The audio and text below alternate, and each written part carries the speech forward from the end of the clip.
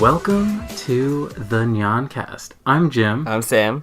And today we're going to talk about one of my personal favorites, Princess Mononoke. Yeah, first time I watched it fully through.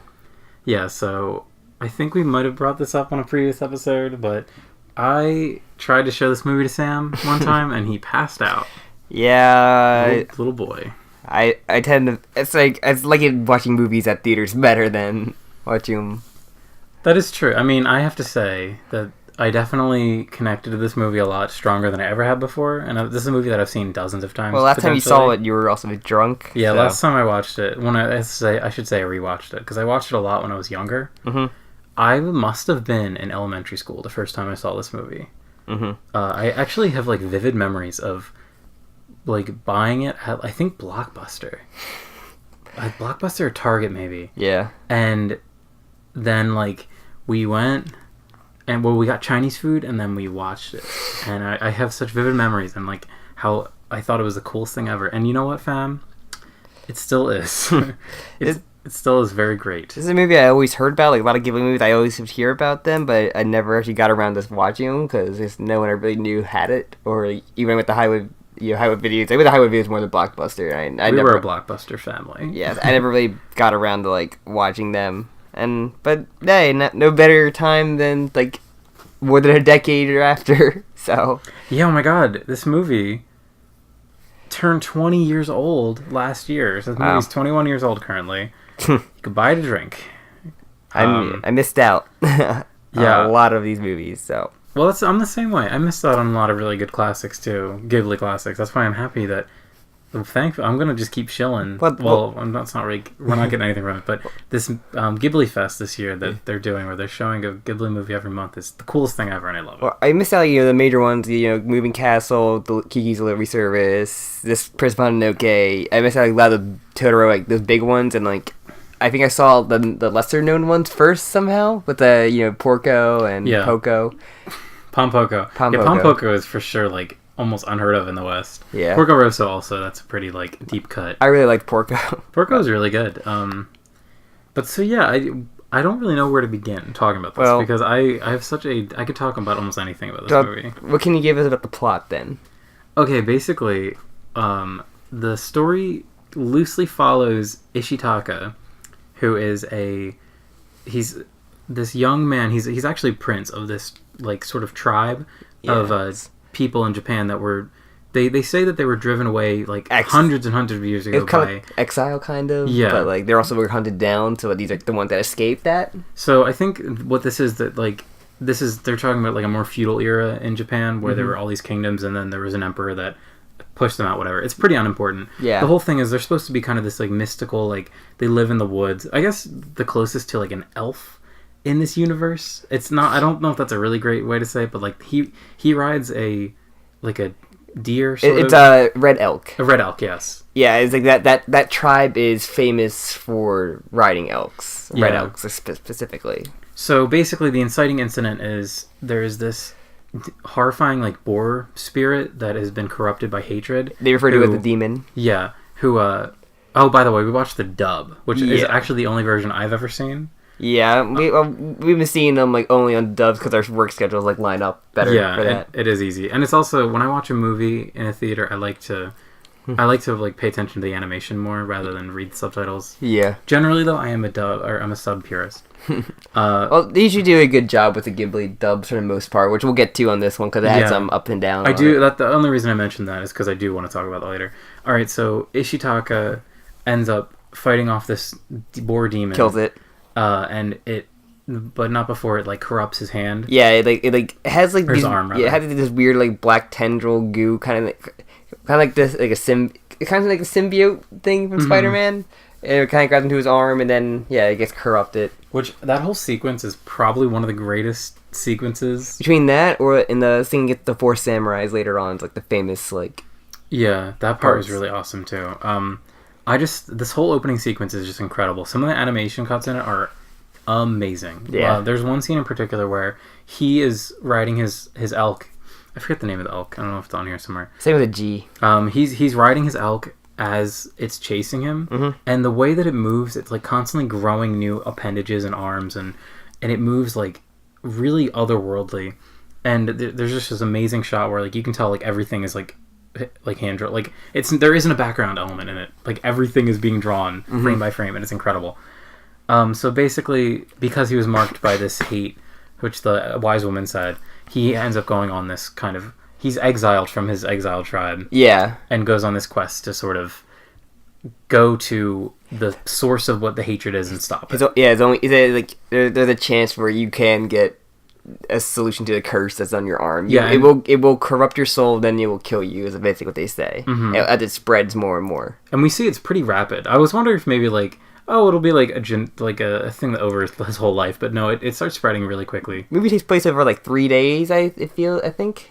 Yeah, I think you're right. Yeah, 3 days. That sounds about right. Well, at least like the main action, because there's two. I remember him sleeping at least twice. Yeah, there's a part in the beginning where when he's exiled, it kind of cuts through. You can kind of speculate that a lot of time passes there, but basically he runs into this monk who says that he's also heading towards.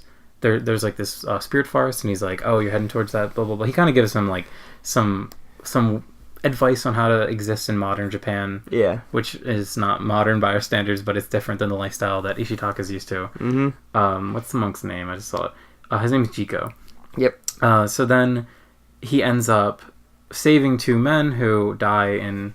Yeah, I'm trying to go quick. But there's a whole sequence where it's like, you know, the wolves attack like the men with the cat, like, you know, moving supplies on cattle, and then the wolves kind of like mess it up and knock a lot of them off the mountain. Yeah, and he's like on the river where they fall down off the mountain, and he gets 2 of them out of the water and kind of gets them to safety. But before he sees like the girl with the wolves, he sees San, who. It's funny because almost nobody refers to her as Princess Mononoke. Only once is she like referred to Princess Mononoke, but everyone that knows her calls her San. Yeah. Which is something that I never really picked up on as a child, and until like recently after paying attention. But so yeah, basically, there's all that shit happening. He takes the 2 men to where the town they live, and it's like Irontown. Yeah, it's Irontown, and it's a place where like all the trees have been stripped, and they clearly are forging. They're creating iron and like weaponry. He calls it. It looks like a fortress. Yeah, and it's really cool looking, but it's also like really devoid of life. And he ends up bringing the guys back, and everyone's really happy. Yeah. And there's a lot of really interesting character moments in the town. Like we see a lot of the women. They do a lot of the iron work, and they know how to use guns. But they're all women that the leader of the village bought their contracts from brothels. Saving from like brothels.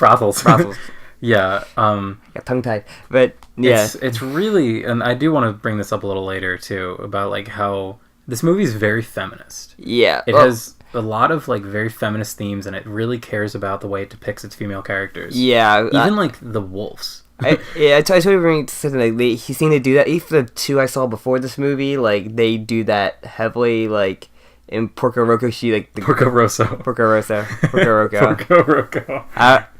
I don't know what I'm thinking, but no, she's like the girl's like the main like driving point to get on him, like, you know, motivate him, and she also can like she does have her own right to like, you know she's not really someone to mess with kind of way. Yeah, she definitely is. In a way, I guess you could say that she's a prize to be won. You could really stretch it out that way if you wanted to simplify it, but she's very independent. Like, she's created this whole business for herself, which is like in Porco Rosso they say it's like an island where there's an armistice. So like there's no fighting on this island. Like, she really has created like this safe zone. Which is cool. And then even in the Tampoco, like they had like a woman's kind of like the leader of like the main tribe, and the love interest like helps out the main character do like scares and everything too. Even so, like the women that one I would say Pampoca's a little less. I know, I know that, but female characters. But at least like one of the main leaders of the village is like that. Yeah, is that one? She's the matriarch is the one that like kind of gets everyone to work together in the beginning. Which I guess Ghibli always finds a way to like, get the female characters going, especially the ones coming up. Like I can tell the main characters are all like the girls. Mm-hmm. Yeah, it's no secret that Miyazaki in particular loves to have female, especially young characters. He loves to have young female characters. But this one especially was like very heavy-handed on that, even with like the villain, which I love. I think it does a very good job, especially the villain her name is Lady Eboshi. Yeah. Who, hot take, she's like one of my favorite anime characters of all time. Yeah. She is incredible in the role that she plays in the story. Yeah, where she's like the villain, but she also like does good for her and her village. Also, like she's the ultimate example of like a justified villain because her only spoiler alert, she kills the god. She is a god killer, which is a bad thing. But the only thing that she's really guilty of is being like caring for her people and going to like any extreme as far as like destroying the environment to protect her people. Yeah. So yeah, I don't know. And she's super kind and like caring. Like in the Vice in the village, she shows them like her secret. She takes to her garden where like the lepers create like craft or work on guns for her, and like she gave them like a purpose as well, as long as like with like the former prostitutes and even like the men, like no matter how like good or good or bad they are, their stuff, they all have something to do. That's never explained textually, but I think you could make a case that there's probably a chance that a lot of the men were probably runaway samurai, or people who didn't fit in anywhere else and found that as a way. That because like there isn't really any sort of industry like that in Japan at the time. I always feel she used the men for just numbers to have in like battle with the women who were like the real warriors, where they're defending the home, so they'd be fine with like the limited numbers because they're a lot more skillful. Because all the weapons are like you need to make these a little bit lighter for the women to use. Yeah, I love the little details. Oh my gosh, bang, bang bang! I love the little details that they go into. Specifically about her. There's a part where that whole scene where she's like, let me show you my secret, and that whole scene is like just her showing how great of a person she is. And one of the lepers is like, she brought us in and she like washed our rotting flesh. Like she personally washed the flesh of the lepers, and that is like, I don't know, that's so touching to me. Are you not supposed to touch lepers? Yeah, that's how you get leprosy. Well, at the end of it, it's not a really big deal anymore. Well, I get that. You didn't notice that. Yeah, but sorry. But so yeah, getting back to the story, so he's hanging out there for a bit. Everything's kind of good, and he's just kind of... Well, he's like, you should just get along with the nature, like, you shouldn't do this. Yeah, this is Ishitaka's first real, sight of people abusing he also nature. He also finds out that the boar that was killed by the village. Also, was killed by her in particular. Yeah, they told the story that she shot the boar and killed him. Yeah, so he's pissed at her. Yeah, I think that's really interesting. It's something I never thought about. Is like their destinies are so entwined because his whole quest would not have happened had she not been the one that pulled the trigger. Yeah, and like, but it's funny because like they keep talking about the hate that the boar felt when he died, and then she's such like a hateless character. Like there's almost no malice in her heart. Yeah, which is really interesting. She does get angry at the wolf girl, but that's because she's threatening her people. She's always calm for the most part.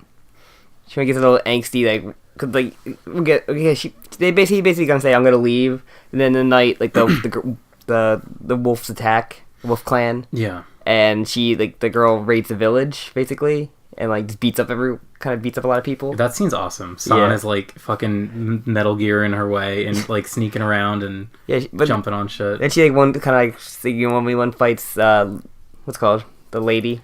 Iboshi. Lady Iboshi. Yeah, and that seems awesome. Yeah, but the only time she really gets like is kind of loses her cool is when she fights her and he's like trying to like, stop them like from like killing each other, and like the favorite part he just like, gets like the demon, like the devil hand or demon hand, and there's like the ghost tendrils coming off. Yeah, he just like knocks them both out. I love when he bends like the katana. Yeah, like of Jake the Dog's katana. Yeah, John DiMaggio does like 90 voices. He's a Ghibli, I guess.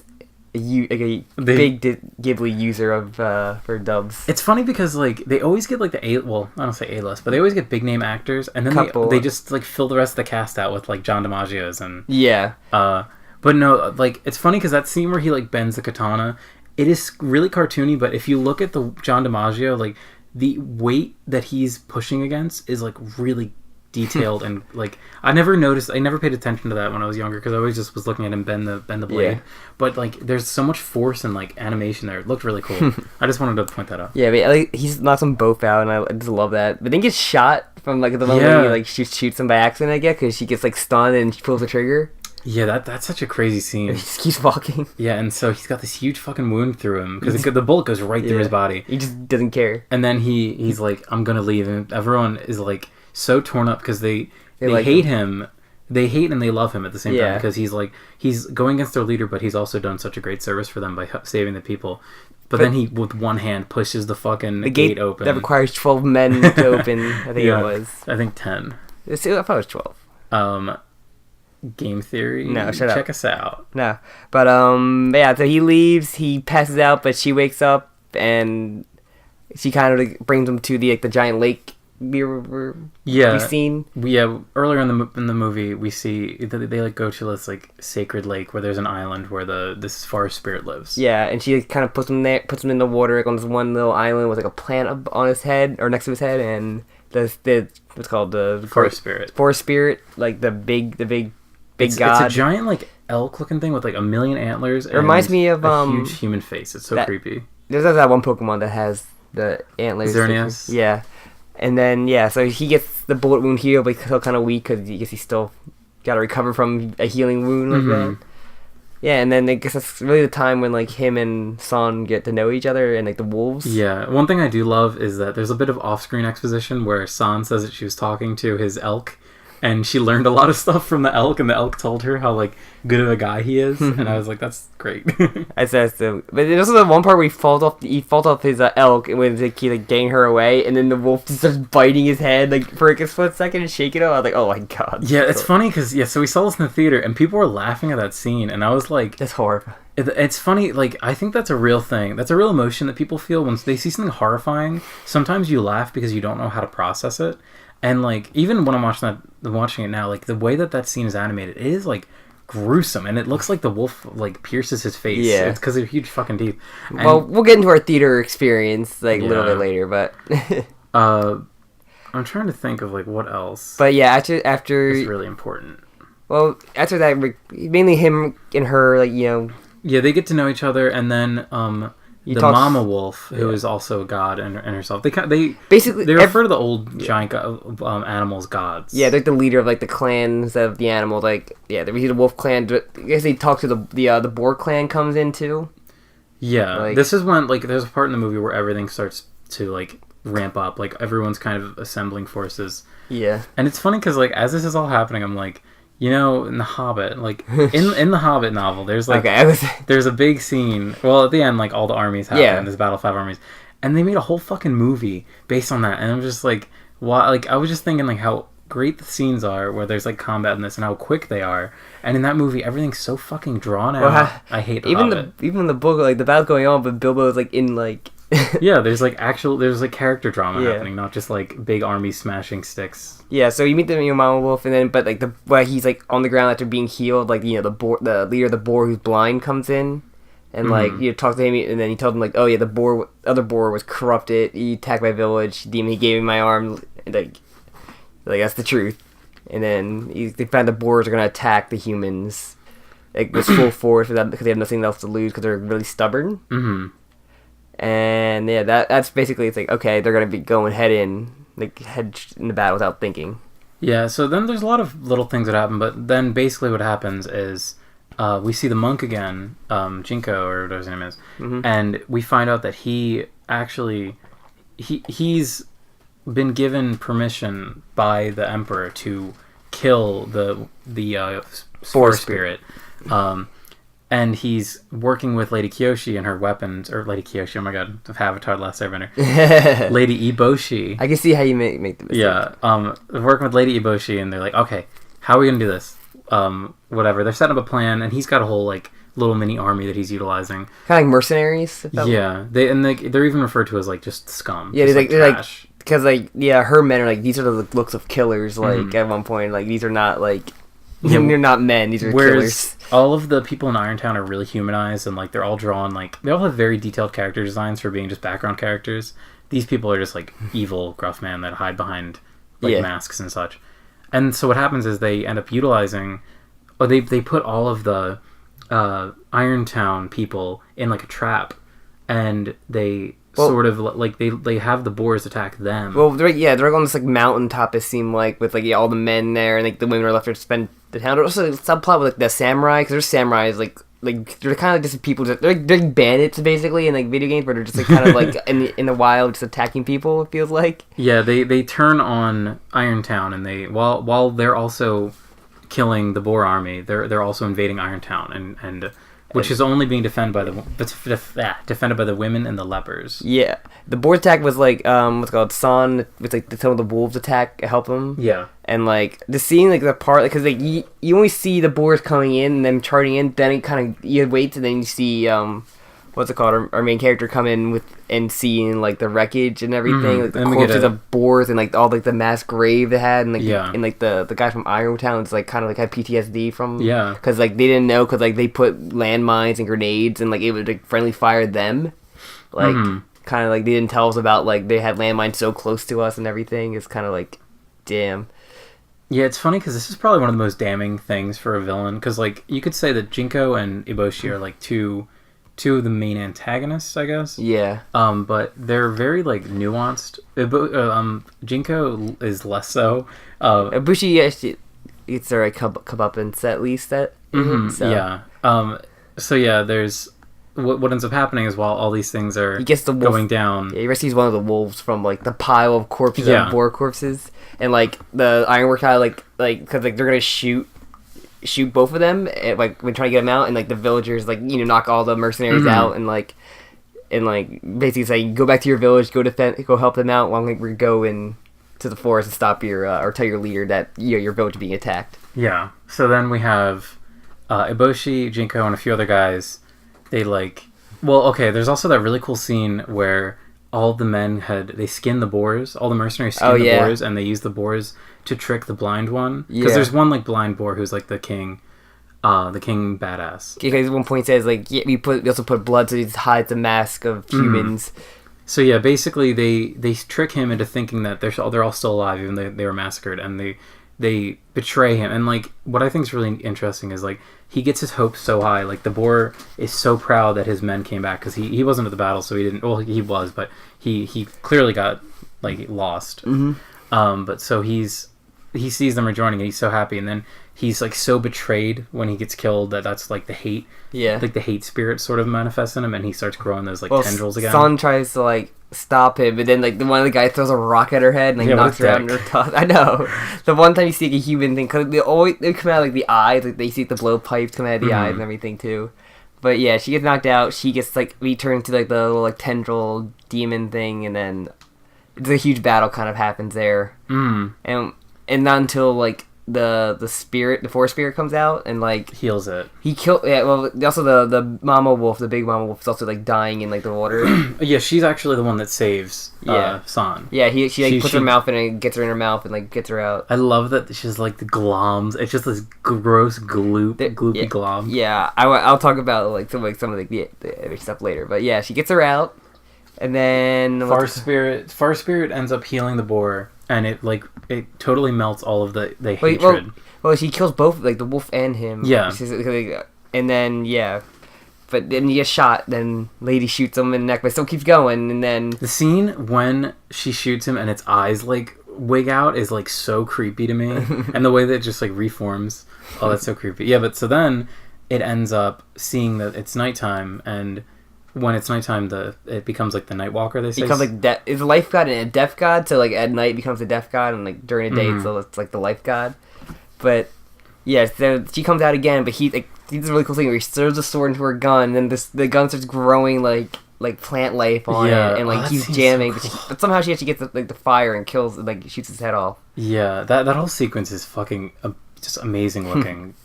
And so the head explodes off, and then it becomes like this huge like glom monster, like this just goopy mess that has no head, that's like destroying. It's sending like its arms everywhere, just destroying the forest, corrupting everything. Yeah, they definitely ripped that off. And it's like so scary, like because it's just this like silent ooze that just when it hits you, you just seem to die instantly. It says it sucks the life out of you, and so anything that's touched just drops. It's so creepy how it's like how quiet it is. How everything. That's the one thing that always sticks out to me is like it's just this like very slow and quiet. Well, it's actually pretty quick. Thing that just is like sucking your life away. It just takes the green out of everything. One of my favorite things though was like because like during the movie, like the big mama wolf was like, I'm gonna like use my strength to bite that woman's head off. And like it's just like a head. It looked like she just like Pac-Man scurried and like bit her arm off like completely. Oh, that scene when it's like the head is like shifting Shuffling. through. It's so crazy looking. Yeah, I love that. But yeah, it basically becomes just a giant like chase to get the head back. The last part of the movie, and to also save the people in like Irontown. Yeah. So basically, long chase. They get the head. All the people in the village are in the water because it's the only real safe place, or it's like the longest time they have to stay alive. Mm-hmm. And then they then it gets the head back. Everything kind of like grows like grass and flowers and like. Yeah, which initially when I thought I was watching it, like I kind of was hazy on the ending. I thought it was like an overtime thing, but we see that it's like within like seconds of it happening. Like, well, yeah. Did you say that the thing died? Sorry, What? I zoned out for a sec. What? The forest spirit dies. Yeah. They said he's dead, but he's like, nah, he's living. Everything, all this is him. Yeah, like, Ashitaka is saying like, no, he's still he can never die. He's like eternal. Like he is part of the earth. Yeah, Which I think was a really cool sentiment. but yeah, also like Jim didn't notice this, but like because like all the lepers and the people are in the water like on a boat kind of thing, and like I saw like the one woman had like bandages like all for her, like oh the leper girl got like got a heal, like she healed. Yeah, I'd never, in the millions of times I've seen this movie, I never noticed that, and I was like, that blew my mind. I got like there's no way that this giant like impact like sonic boom that like the bandages would stay on, and they didn't. And we also see the main character looks at his scar that he got from the beginning, and this is actually cool. I never thought about this. It's gone. It's definitely not spreading, but there's still a scar there. Yeah, it's gonna be the scar like on his hand. Which is, I think, a metaphor for... So pretty much, this is Miyazaki saying, it's not too late, guys. We can stop evil industrialization. We can save the world, but the scars will never go away. We can heal them, and they can become benign, but the scars will remain from the evil that we have done to this planet. Really deep, Jim. Really, really deep. So basically... Oh, and I just love there's one scene we didn't mention where before they give the head back to him, they like open the metal chamber that the head was in, and all this like green ooze comes out of it, and I was just like, that's so cool looking. But there's just a lot of incredible imagery in this movie that really stuck with me. Yeah. I want to talk about a little bit about the voice cast thing. So the last one had a lot of like it seemed like what's it called Tom Poco. Tom Poco. I want to say it's, Porco Roco. I think you're all mixed up. Probably they're so similar. This one's kind of, but yeah, that one had a lot of like couple like bigger name ones, at least from the '90s, and this one had like it was kind of over the place. Like Jade, I know Jada Pinkett Smith. That was like the super sassy black lady. Yeah, she's the one guy who rescues his wife, and like it caught me best probably without ready to have like that voice come out. It was like in Ghost Stories. I think like, Ghost Stories was like Ain't No Tomomi Here, like that. Toki's the girl. It was kind of weird. It did not really fit like that kind of voice out of like a Japanese woman. It is really sassy. It is just really funny. I thought it's not her when she spoke normally. I was like, okay, but then kind of when she gets like yelling, it was really weird. Like, no, I know what you're talking about. But yeah, our main character Ashitaka was like Mr. Dr. Manhattan from the Watchmen movies. Which you gotta say names. You gotta say actual people's names. It's like Billy Crudup, but like Billy Crudup. But like yeah, he was Dr. Manhattan. It's the only real like main thing. Billy Bob Thornton was like the Chico the monk. Yeah, which I think is great cast. Yeah, he did a really good job. Like he seemed like he had a lot of fun doing that. John DiMaggio, I think we mentioned already. Yeah, he was in everything. He does tons of voices. The Mama Wolf is Gillian Anderson, from X-Files, and like she did really good like a kind of like elder voice. Like I feel like it's like really good.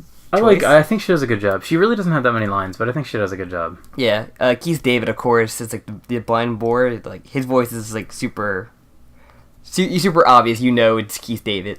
Who did Claire Danes play? Did she play Claire Danes? San. She did. Okay. Yeah. Is she from anything specific? I think she might have done like a Disney movie. I think she did like Little Mermaid or something. I might be crazy. I'm gonna look it up on Wikipedia. Things that I should have already done. I know that she's fucking from like she is kind of famous. Well, she's in Terminator 3. I don't think she's is she like the love interest in Terminator 3? This is dead air. That's fine. But yeah, that and then that was like the Terry Strong's in it, but yeah, I was talking to Sam about this. It's kind of funny. Wait, did I mention this already? Maybe. Where it's like they have all these super huge big names, and then they also just have like your generic like guys that do cartoon voices all the time, like your Tara Strongs and your John DiMaggio. John DiMaggio does like everything. It's like he's been. I feel like he's been in every movie we've seen so far. Yeah, it's just funny because he's like a staple, but he's not like a big name actor. You know what I mean? He's pretty big when it comes to voice actor, but now he's no Gillian Anderson. Now more than ever, but he's bigger now than he was like back then. That's true. So I feel like he was just a Ghibli guy. Voice actors weren't really known, or back then. whoever was in charge of like the Ghibli, who I guess good with them or like a fan favorite. But yeah, I think they're like really good. It's like like when our main character would yell or anyone would yell, it would just be really off. Yeah, there's a lot of really, I hate to use the word because it's so overused. There's a lot of cringeworthy dialogue in this movie. I'm speaking only of the English dub. I cannot speak upon the original because I have not seen it. And what's it called? What's her name? She had like a British accent. Lady Eboshi. Yeah, she has like a British accent. So yeah, this is something, I don't know, if you've seen it, dear viewer, if you've seen the movie in its native tongue, I would love to hear it, because I kind of, like, when I've seen this before, I kind of had this thought, like, is Lady Eboshi supposed to be a foreigner in some way? Because she's so sort of disconnected from the rest of the cast. She's like super tall woman. She's really like prim and proper, and they give her this British accent in this movie. And she also is bringing over, like, new technology, so I'm like, is she supposed to be, like, an imperialist? But the name, I feel like if it was, they would have gave it a name, because they're not afraid to do that in That's Ghibli true. movies. I think it's interesting that she has a British accent. Yeah, it's weird. And then, what else? Was there anyone, like, really, like, the gorillas? There's some part of, like, the gorilla clan, and their voices are really weird. Yeah. Like I get they were going for it, but it wasn't very... Well, the second time they appear was not. I don't think it was very good. It's a little awkward. I don't want to harp too much on the voices though, because I feel like dumb, but it's not where the movie really shines. Like, to me, what I love about this movie is the directing is so like serious at all times. Mm-hmm. It is so focused on making like just having like the drama linger in each shot. Like the first time we see a glimpse at the forest spirit is like a magical scene. We have the main character who is like trying to he's like in this place that is like super different from any other location we've seen in the movie. It's like this deep part of the forest where there's so much undergrowth that there's barely any sunlight, and it just has this really long panning shot that's just like showing the whole forest, and it has this like sense of like there's something here, like he's like there's a creature and you're waiting to see it, and then we see like out of like a shiny little like ray of light we see a glimpse at it. I just like some kind of god allegory. Yeah, it really is just I love how it takes its time. Movies nowadays, I feel like they never take their time to have that kind of emotion. And there's a lot of silence too. Yes, which is also another thing movies are really afraid to do, and that's not even like nowadays, but like movies are always really afraid to just have a silent scene because it's so ballsy. Yeah, like the score is really good, but like when the score does kick in, it's really good though. Yeah, there's so many sequences that are just like whimsical and magical. Like the scene when we first see the tree spirits. Mm-hmm. It's like this really the mascots. Yeah, they really are the mascots, and I hate thinking about that when I watch the movie because they are just these cute little like babies. They're essentially just babies that just live in the forest and smile and play. And then whenever I look at that, I think Hot Topic. I immediately think I see that on a shirt at Hot Topic. Just be happy that like if that movie was made closer to today's date, like they'd be on everything. There'd probably be a spin-off movie about the Minions. Them. Yeah, they'd be Minionified. Could you imagine how much you would love the Minions if the Minions were presented like these guys? They didn't talk; they were just rattling their heads. Yeah, these little whimsical creatures that just run around and do nothing. If it was better animated, yeah. But yeah, that whole scene, like the track that they play in that scene. Whenever I hear that coming on, I'm like, oh my god, yes! Like it just feels so appropriate. And like the thing is, it's supposed to be a kids movie. I want to see what it was rated real quick because like there's some gore in this movie. You know, I'm gonna say PG. I'm gonna go out on a limb and say PG. Limbs got taken off. I'm gonna go out on a limb. Yeah, real funny. PG-13. Okay. All right, I guess that makes sense. I mean, like arms got shut off, but it wasn't like there was a couple decapitations. There's a ton of blood. This movie's extremely bloody. This movie loves like oozing blood, especially like the looks boar. Gorgeous. The boar, like when he like gushing when he starts getting stabbed by the false boars, there's like gallons and gallons of blood. It is awesome, and there's like the part when the the one wolf gets hit by a bullet and San is like sucking the wound and just spitting the blood. I love that, and like the way that the blood stains her, it looks so perfect. Even when he's like walking out of the village and after being shot, like he's just like dropping blood and we're like, Jesus, this should probably get help. It's so funny. I think I was watching a video recently. Someone was talking about some shitty seasonal anime, and he was complaining about the blood effects, and I was like, yeah. I remember, what was that shitty show we watched with had the shitty blood splatter, the how to raise a how not summon a demon lord. How not summon a demon lord. Remember that the shitty blood, like seeing a movie like this, I remember where the blood is like a syrupy, like disgusting. It makes you feel something when you look, not just like.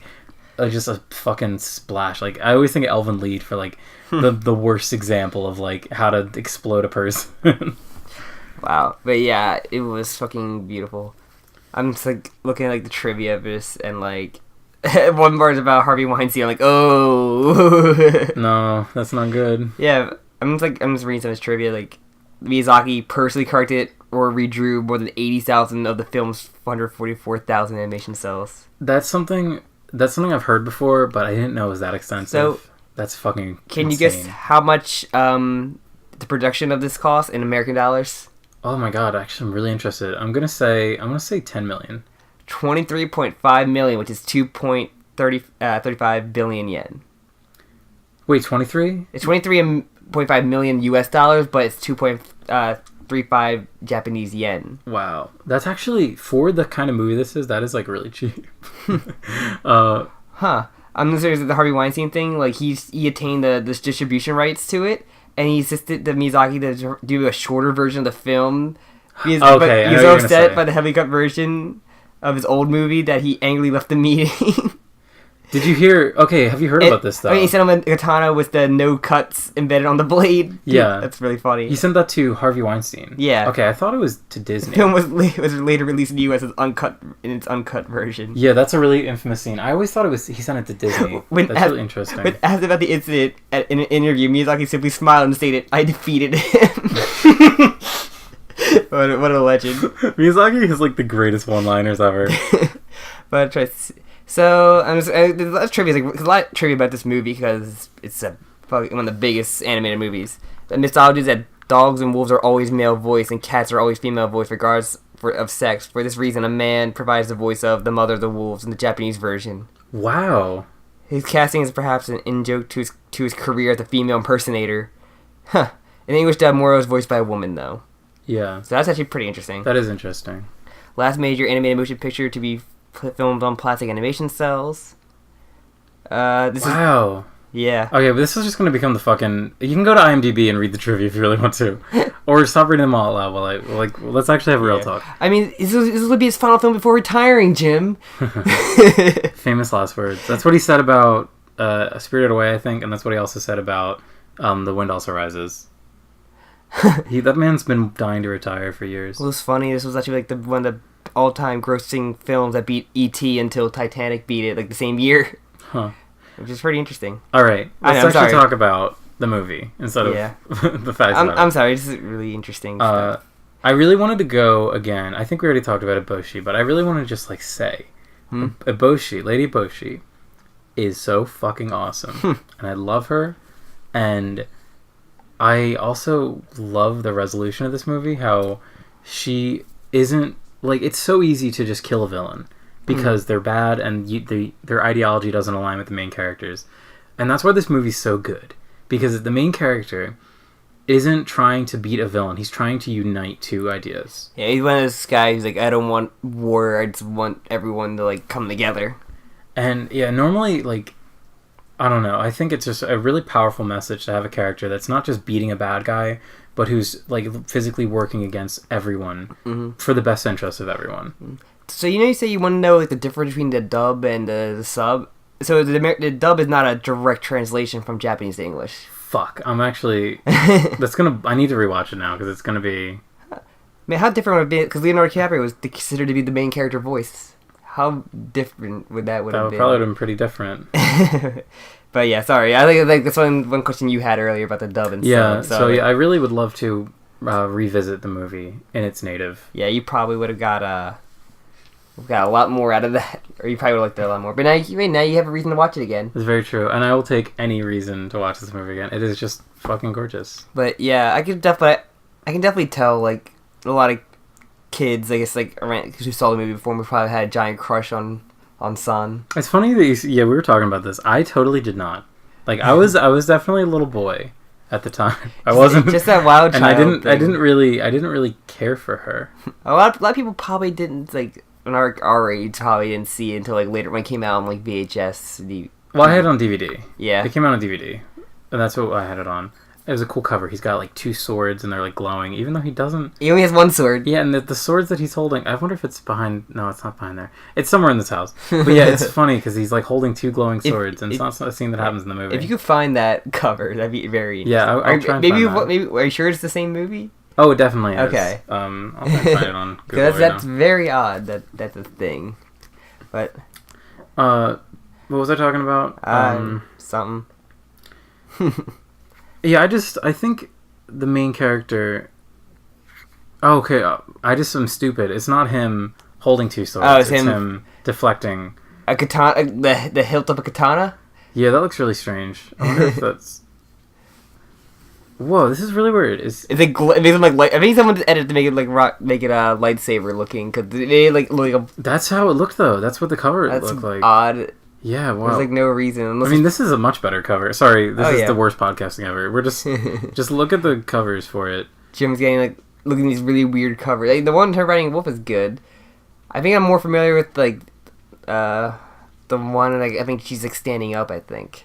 Yeah, this one. Yeah, that's the one covered where in blood. Yeah, that is. I mean, that one was probably also edited in like an American release to like or like other countries that like more anal on censoring. Mm-hmm. This is not a this is like pretty not a kids movie. Yeah. This is like maybe once your kid can have an understanding of everything. Because okay, so we went to the theater.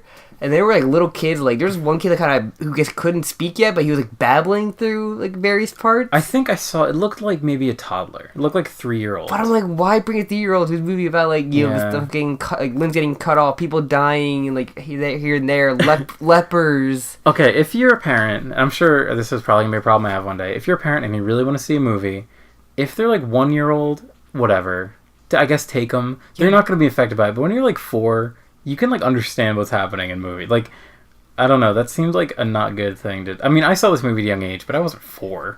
But and also the one kid just started screaming, like, coming into the theater. Yeah. Like it was a really... It's funny because we've seen... This will be our 3rd Ghibli movie that we've watched.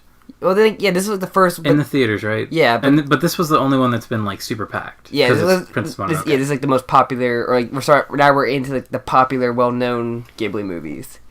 And yeah, it's like, but it's just there was like the kid just like screaming and like I only had like a couple like annoying theater experiences in like recent. Yeah. Where either like Power Rangers, I had that annoying asshole. I wanted to punch that guy really hard. I've never. It's funny because normally when I see a bad movie, I don't care. Like we saw Batman vs Superman. Oh no, I didn't care. I literally it might have been one of the worst theater experiences I've ever had. But I wasn't paying attention. I was fixated on the movie, and honestly, having a bad theater crowd made it a little better because it made the movie even sillier to me. I had Spider-Man 3, and like I had those commentators like in the front.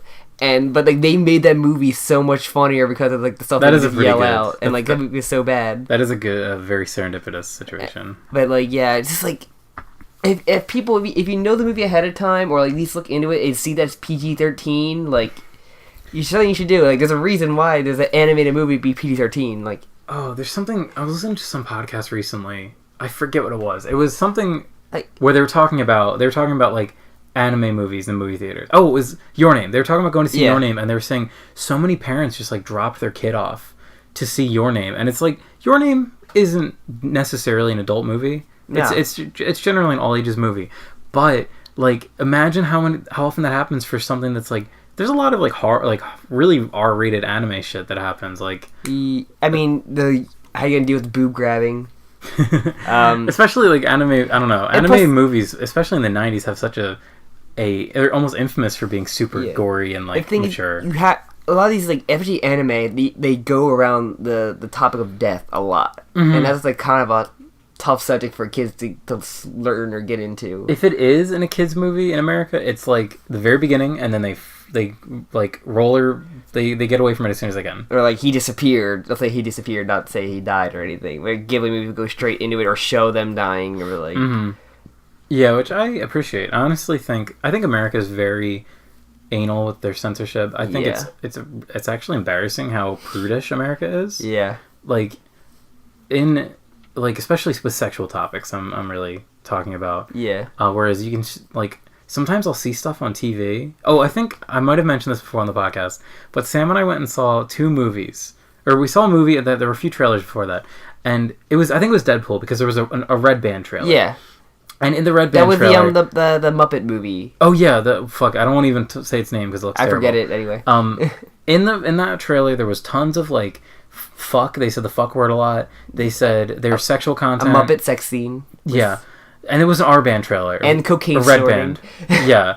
Then the next trailer was a general ages. And there was a guy who literally, someone put a gun up to his face and pulled the trigger. And I was like, how is that an acceptable thing to show for all ages? And then it's like having a Muppet say the fuck word is not acceptable. I don't know. I think America, we have our crosshair in the wrong place. But just imagine that some countries are censoring it even worse. That's true. Not just America isn't perfect, but we are a lot better. Like Australia has like really bad with like, some of the censoring there. Germany, we're specifically for video games. I don't think Germany's that bad. Germany has a lot of rules about Nazis. Australia's like that with Nazi video games flags. as well, like the violence. Yeah, I know that those are 2 countries that because it's funny because they had like super bad. Like shootings, like mass shooting things, and they were like super zero tolerance. Whereas the U.S. is just like keep them coming. Like, more shootings the better. More stuff to blame it on. Yeah, whatever. I don't want to talk about this. Yeah.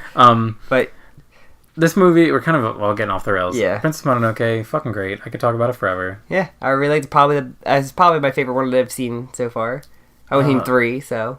I would definitely say this and Spirited Away. I need to see Spirited Away again. I think they're showing it this year. I know we missed one big one. The Cat.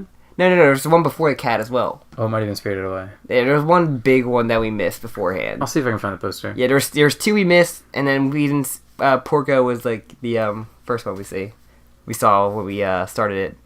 But basically, I rank this one with Spirited Away just because Spirited Away is just kind of fantastic in every way. Ponyo. Ponyo is the one. Okay, who cares? I need to give Ponyo a chance. I need to see Ponyo. No one gives Ponyo a chance. I know, it's a shame. It's a gorgeous film. It's beautiful, as they always are. Just and you have Grave the Fireflies is next, I think. Yeah. Then there's Totoro, Spirited Away, Castle in the Sky. The big one. What's the last one? Castle in the Sky. Okay. Which is an older one. So the thing's not in there is Howl's Moving Castle and Kiki's, right? There's a few others. There's like Secret of Arrietty. There's the 2 big ones that they aren't showing though. Yeah, the 2 other Miyazaki films. Okay. And also they didn't show Nausicaa, but that's technically not a Ghibli movie. But I really want to see Nausicaa. But yeah, so I really enjoyed it. The first time really watching it through. I think it's definitely my favorite. How much did you remember of it? I remember her shooting the god. I remember, some of the archer scene, some of the opening scene, and like him being the monk. Cause I remember, kind of drifted away from there. And more so, like some of the beginning, I woke up again, like at the whole like the shooting part, and then I kind of think I fell asleep again. That sucks. With spoiler. Yeah. But yeah, it's a great film, and I love it, and it's the greatest Ghibli movie. Is it your favorite animated movie? Fuck. I don't want to make a call like that. It potentially is one of the best ones for me. That in Your Name, like... Your Name? Okay, I actually was a little depressed when I saw Your Name a second time because I didn't like it.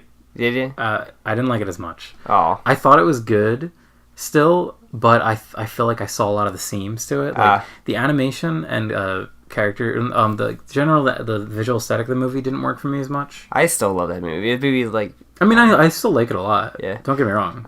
I still need to get you to watch Sword of the Strangers. I do want to see that. I haven't seen that one. Another thing I want to say is, like, for me personally, nostalgia is something that I'm trying to be aware of. Yeah. Because this is a movie I grew up with and I love so much. Like, I have extreme deep connection to it. Well, I personally seen it the first time and knowing this movie's like he said 21 years old now. Yeah, like it still like looks beautiful and aged great. Like it really has aged. Because about a lot of these movies, they age pretty well. Even except there's one scene. There's one scene. Okay, actually, I'm gonna say there's more than one scene. There's a few times they use CGI in this film that they just weren't quite ready for. Yeah. Like there's one scene where there's a bunch of like plants underwater. Yeah. And it looks like they just copy pasted the same one, and it looks like a really bad tube. Yeah, that's the only thing that looked off. Like Porco is a period movie, so like I think that looks good for that. I don't, I'm not figure the raccoon one because I guess that's still kind of like an environmental film, but Pampoco was. It's really hard to compare because they're both extremely environmental films. Yeah. We didn't even really talk about that. This movie is very environmental. He had an environmental boner. Yeah. As well as a hand cutting off boner and a and like a waifu making boner. Miyazaki is like, so from what I've heard, like there's a really good documentary that I recommend watching called Kingdom of Dreams and Madness, I think. Is it a Miyazaki documentary? Yeah, it's about Miyazaki and his work at Studio Ghibli. And it's kind of mean because it paints Takahata as kind of a villainous figure in a mean way, and I didn't like that. Is he the other studio? The studio that... No, he's Isao Takahata is the guy that did Pampoco. Okay. And he died recently. Oh, okay. Isao Takahata is way more famous inside Japan than Miyazaki. Miyazaki's more famous over here. Yeah, well, I mean, I think I phrased that wrong. Yeah, Miyazaki's more of a world name, whereas Takahata is... I mean, they're both beloved in Japan. Kind of like Disney. Kind of, yeah. But I hate when they call Japanese Disney. They call Miyazaki Japanese Disney, and that's the worst thing ever. Yeah. But, because he's better than Disney. Disney wasn't a really good cartoonist. No, he's also like a racist.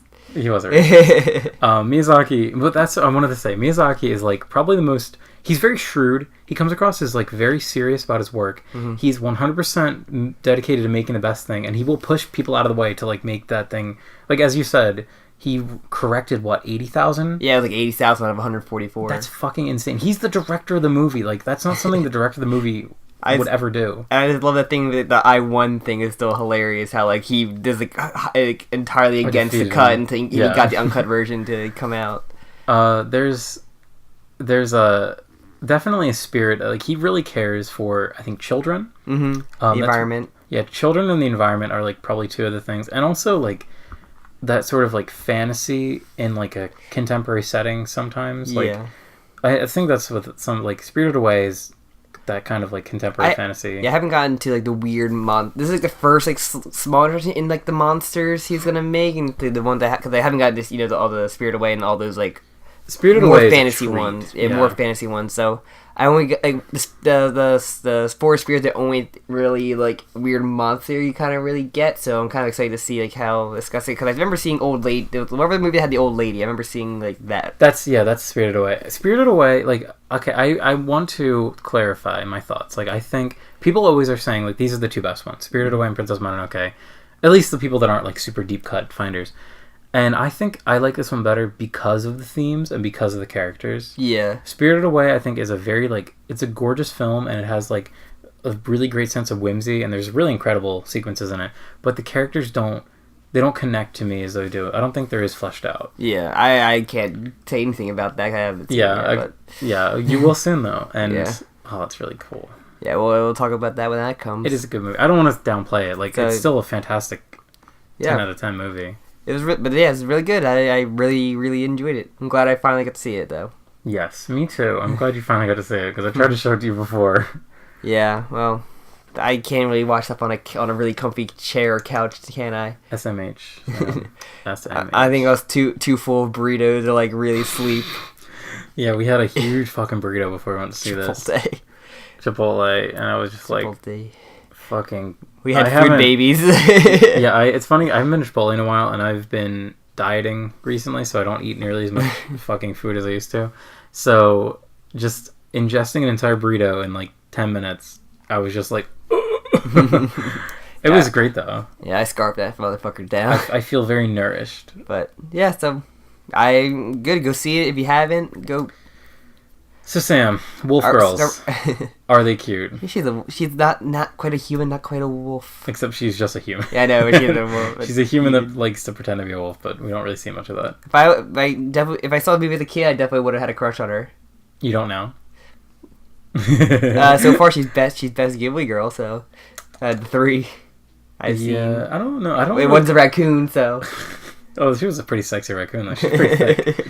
I don't know. When I see Ghibli movies, they feel so, like, pure to me. I don't really think about, like, I remember seeing so many Kiki stuff. Like, I do adore Kiki. That's probably the most merchandise. I've never seen the movie. Merchandise I've seen all the kids see of a Ghibli movie was that movie specifically. So, like, the cat and her together were, like, yeah, always, the cat in like, particular. so much. The cat is super iconic. But, yeah, like...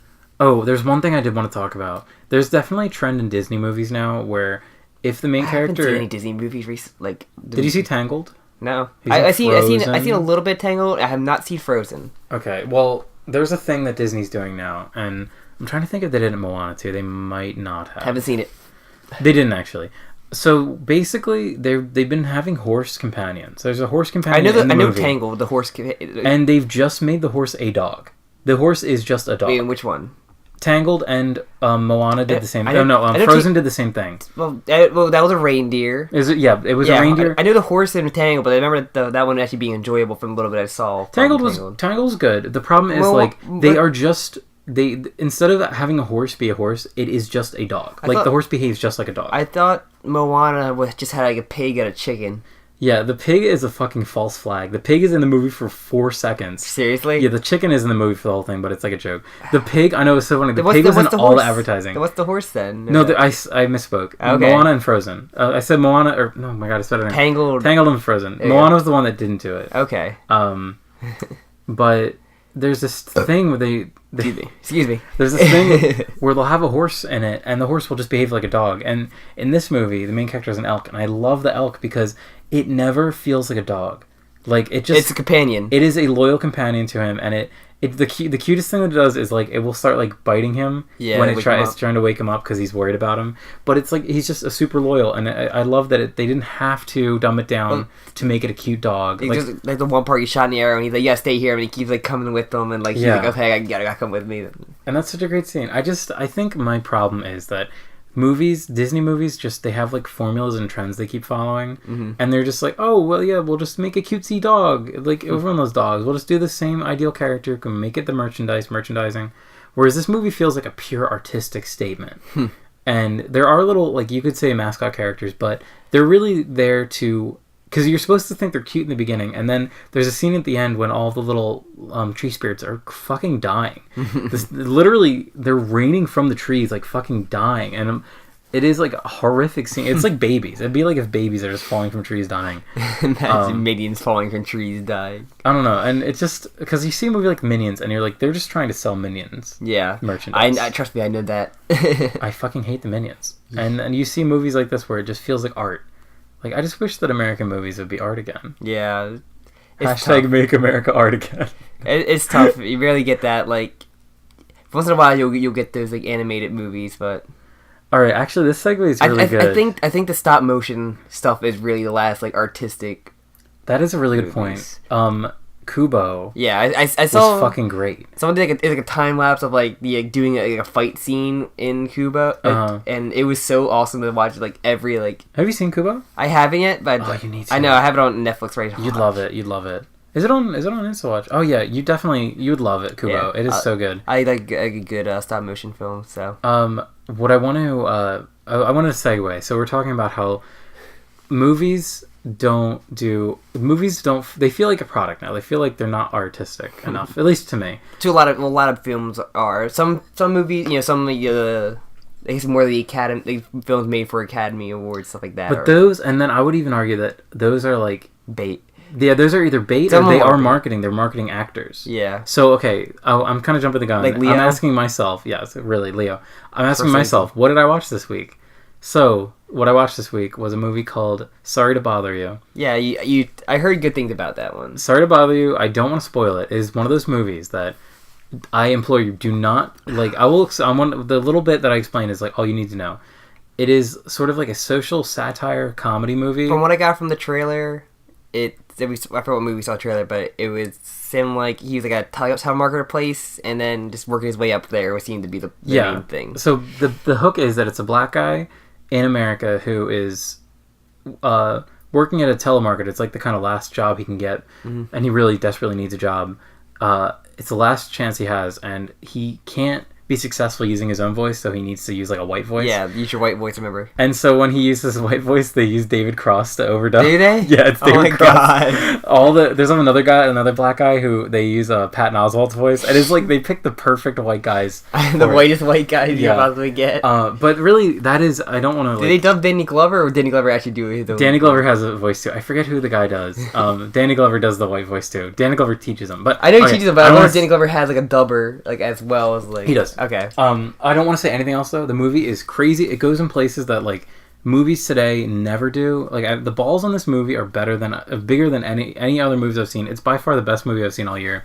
I'm surprised that movie got like a trailer that we saw in like theaters. Yeah, it was weird because it got like a really slow release too. Yeah. Because I had to go to the theater we went to today. Yeah, which is further. Yeah, the one we have like 3 theaters closer to us than the one we go to for that. Yeah, because only recently did one of the closer theaters get it, but yeah. I had to drive out a little bit for it, but it was so worth it. I'm happy I did. It was funny because I actually tweeted like, finally getting to see this, and then after I saw the movie, the director of the movie had retweeted that. Did he? So I guess he was just he's just following like the tweet of like the people in this movie and just retweeting it. Because it's this guy's first movie, and that's another thing too. Yeah. It's this dude's first movie. I think his name's like, I don't want to say he has a really funny name, a really unconventional name, but it's just great. I just can't sing the praises of it enough. And I see a movie like this, and you're like, you get your hope restored that there are people in Hollywood who are able to take a weird gamble on this thing, and I hope it does well. I really want more movies like this. I hope so. You need to see it. I know you said you weren't super interested. You will be thankful you saw it in the end. I don't want to spoil it. Like, there's so many great things in it, though. Yeah, I might not see it in theater, but I might wait till it comes out. Yeah. Like DVD. It's not a movie you need to see in theaters. Yeah. I want to definitely check it out at your convenience. Yeah. I'll let you say. Is there anything you've done this week? Because I have one more thing I want to say. But and you can go. Cause I didn't really do anything because I got last week. I was kind of sick. Mm-hmm. If you couldn't from the last episode, like I had like my throat was like gone. And I had a flight fever, so I didn't really get to do anything much. I was more like laying down. So I didn't really get because I beat Nier. Like, I talked about that before, and like that was like the last game I really sat down and beat. Okay, well, if you want to think while I didn't really do anything, so go ahead. Okay. So I recently, it's funny because I'll go through like periods where I'll like I won't watch any anime for a long period of time, and then like a season will finish, and I'll be like, you know what, I'm gonna just binge a bunch of shows that finished up, and I've been kind of binging shows lately. Did you watch more of that Magical Girl show? Oh no, I haven't yet. Okay. Magical Starlight Review. Mm-hmm. I really liked that first episode, but no, I watched all of Recovery of an MMO. MMO. Oh, yeah, you finished watching it all? I did. It was funny because there's only 10 episodes, which is that's weird. Unconventional. Yeah, normally usually 12 or 13. Exactly. Yeah, it's normally that, and or 6. And I'm not gonna lie, it felt like it could have been done shorter. It was like enjoyable. Like at the time, especially one of those days I watched it, I was having like a really shitty day. Mm-hmm. Like, you know when you're just in like a really terrible mood and you don't know why and you can't do anything to do it. So I just put on MMO Junkie, and it was nice because it's a very cutesy show. The whole premise is it's this woman who's a salary woman, hates her life. She's in her 30s, so she just quits work because she has all this money saved up. So she quits work, becomes a voluntary NEET, and just plays MMO games because she just loves MMO games. And it kind of does the thing that MMO shows fail at, where characters go on and it doesn't really feel like they're actually playing an MMO. It feels like they're just like in a chat room. Yeah. You know what show actually did that? Like Sword Art Online. No, Log Horizon, like the Isekai show, but they actually like had to do a dungeon raid and actually did like a raid strategy. Actually do like MMO strategies of actually getting it done. That's rare. I know. I was like, whoa. That's the problem with these things, though, because like even though like there was actually one time they fought a boss, it was hilarious. They fought a boss one time. The rest of the time they're like chilling in the main square.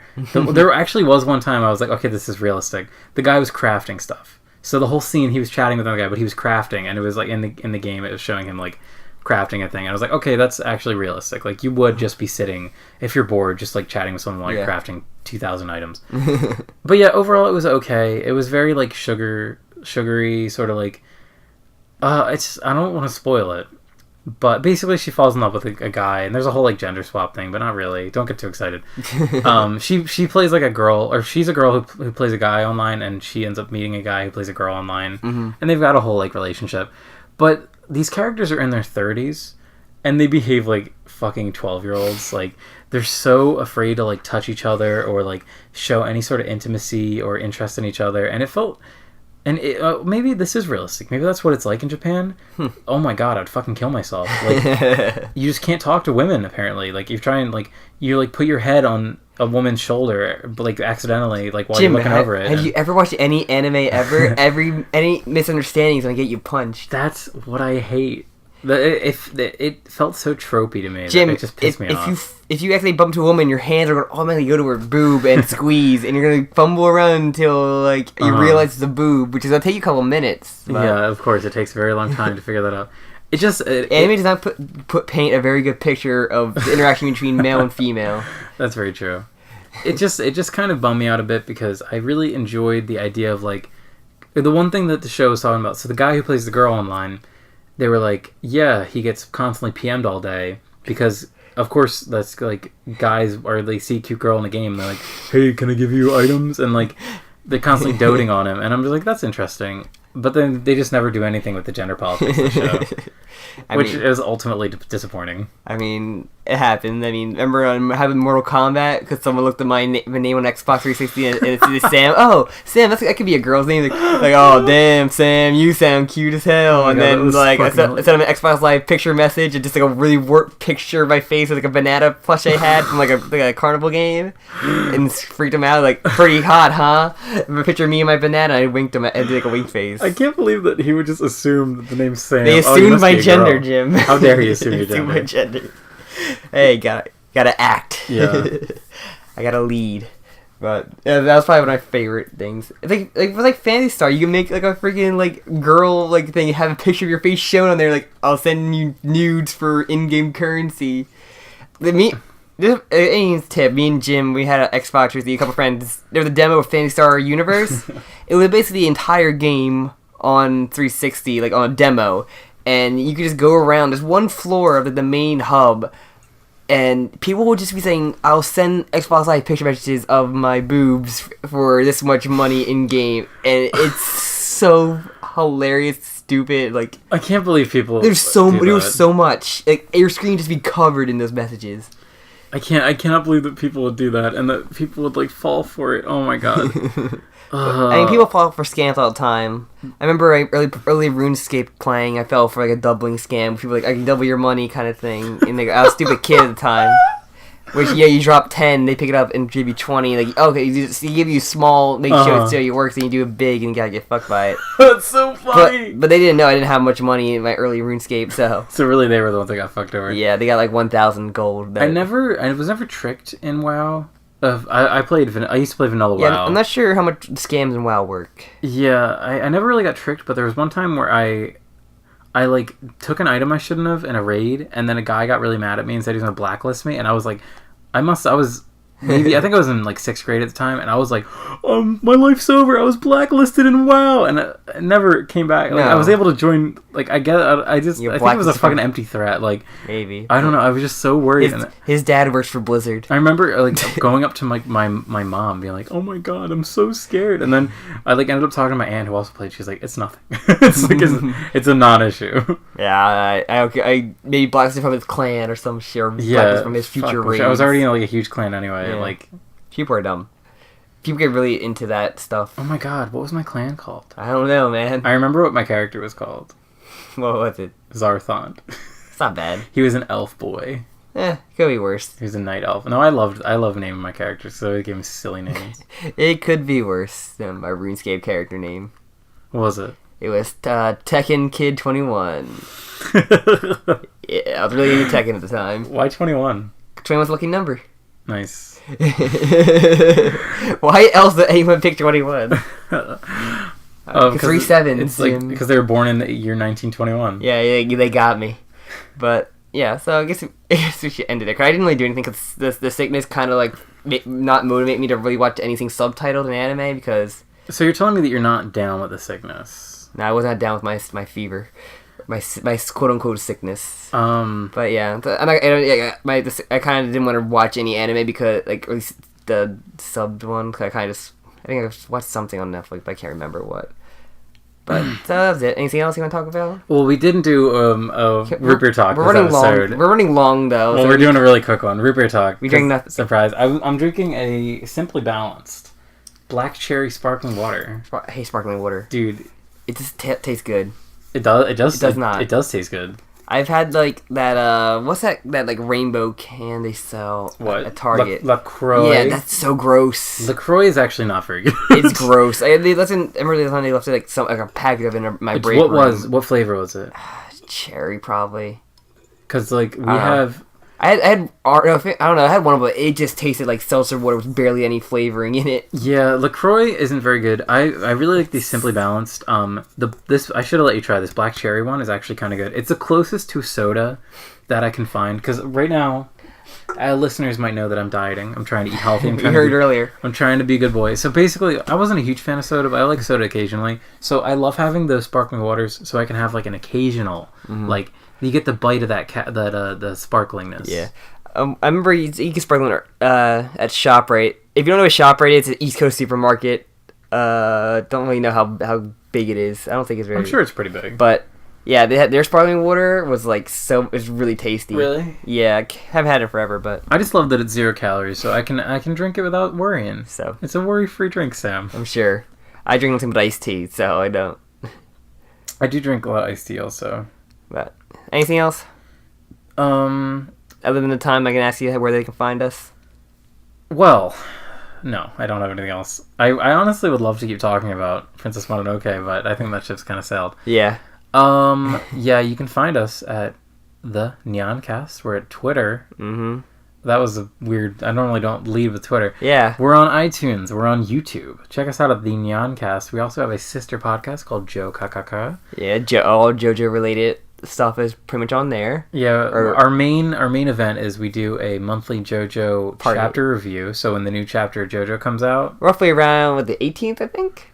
Yeah, it's generally around the 18th. It's rarely after the 20th. Yeah. Sometimes it's around. Depends on the translations. But yeah, so check that out if you're into JoJo, or if you want to listen to any of our JoJo spoiler casts, they also exist.